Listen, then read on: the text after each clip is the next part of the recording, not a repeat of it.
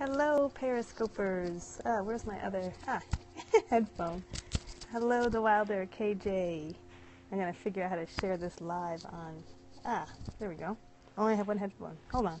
Where's my other headset? Here it is. Scooby, thank you for joining us. Give me a moment to figure out how to share this live. I'm always there we go. I think I've got this.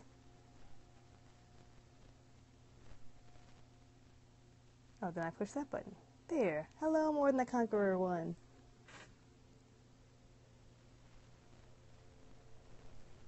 Uh-oh, did I push the button where I can still see comments? Yes, I can. Hello, 04 Sep. Thank you for joining us. I am just getting back from a bike ride. So I figured I'd just pull my helmet off and sit in a chair and check in for today.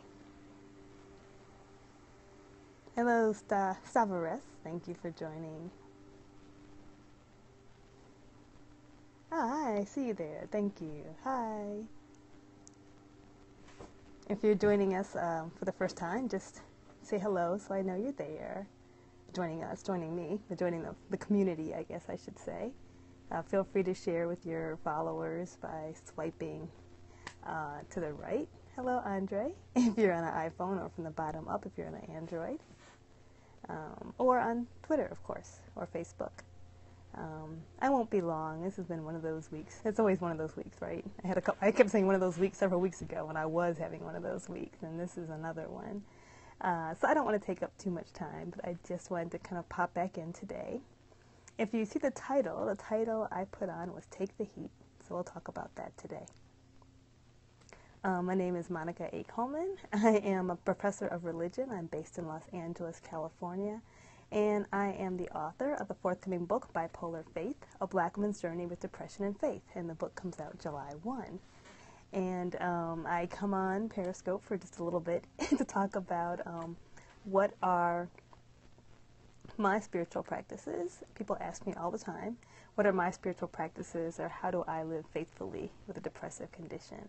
And so I just kind of share whatever is on my mind or in my life on this particular day.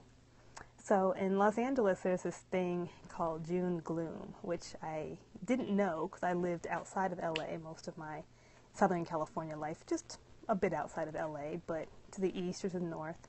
And if you're within like 5 miles of the ocean, it's just gray and cloudy all of June, which is so not what depressive people like. And it like the fog will kind of lift up again, maybe around. The fog will lift up again like 1 o'clock, 2 o'clock, and it's just, So it's not something that I really enjoy being a part of. And before I had a young child, I would just leave town for a month and go to Atlanta or DC or somewhere where it was sunny for the month. But now it's kind of broken. It's been one of those gloomy couple weeks, and now it's sunny, and it's great. I woke up, it was sunshine. I was like, yes, the heat's coming back. And I ended up having to get my bike repaired, and I talked earlier about how cycling is one of my spiritual practices and a form of exercise. But I had a flat tire and needed a tune-up and kind of be aligned and stuff like that. So I went on my ride and dropped my bike off, and then I went to go pick it up, and it was much hotter when I went to pick it up. So I was biking home, and I'm in rush hour traffic, or almost rush hour. I was trying to beat rush hour, the beginning of rush hour traffic. And I'm in the heat. And I thought about that expression, if you can't take the heat, get out of the kitchen. And as I thought about that, and I've used that. I usually am talking about cooking because I like to cook. And I'm telling people, hey, get out of my kitchen. I'm working in here. But I thought, well, we often act like people should be tough and they should be able to manage and do things and take care of things, like take the heat. But who can actually take the heat? Of course no one can take the heat. That's why we have air conditioning, why we have fans, not just in literal senses, but when things get tough, I think as a society, and particularly people who are religious, have this sense that you're supposed to be able to take it, to dig deeper, to call on your faith, to pray more, and somehow manage it through. But you know what? Sometimes you can't. That's why it's called heat. That's why it's called tough times. That's why it's hard. And, able to admit to myself, like, hey, 4 out of 7 days, I kind of got it going on. Like, I'm doing my thing, I'm being productive, I'm trying to make it happen. But 3 of those days, not so much. I get overwhelmed, I get tired, I need to rest, I slow down, things don't get done, they should be getting done. Because I'm a human being, right? And a human being who needs to slow down sometimes and take time, and one who lives with a chronic condition that does not go well with stress. And so I wanted to share that, sometimes we can't take the heat. And I think it's a real spiritual practice to give ourselves those, hey, 3 out of 7 days, I'm not Superwoman, or 3 out of 7 days, I don't have it all together. 3 out of 7 days, I sleep in, I wake up late, I move slower, whatever it might be.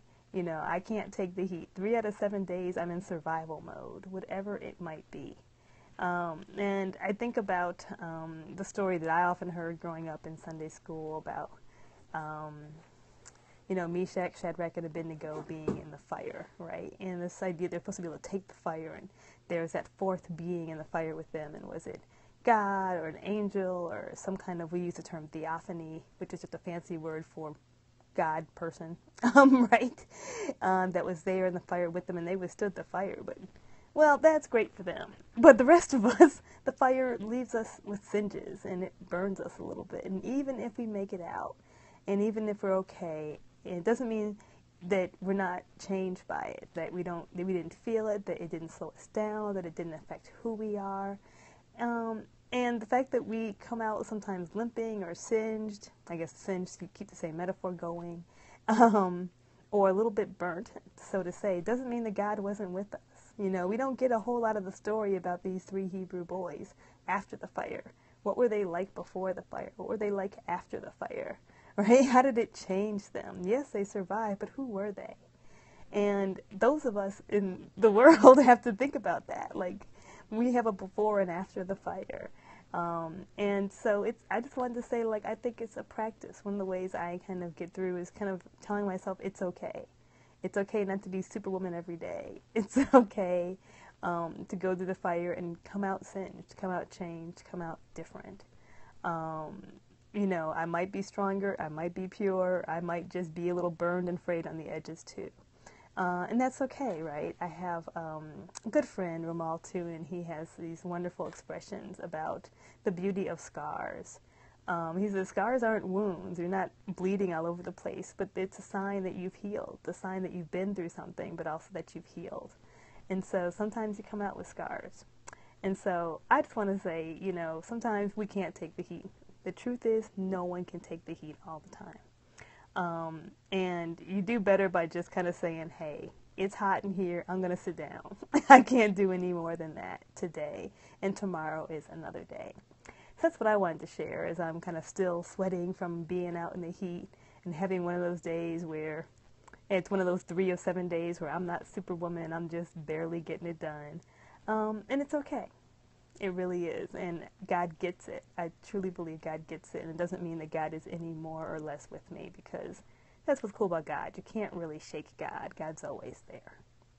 So that's what I wanted to share today, and I'll catch you all back again on Monday, hopefully as close to 4:30 as I can get. I've been falling off on my 4:30 time slot, and again, my name is Monica A. Coleman.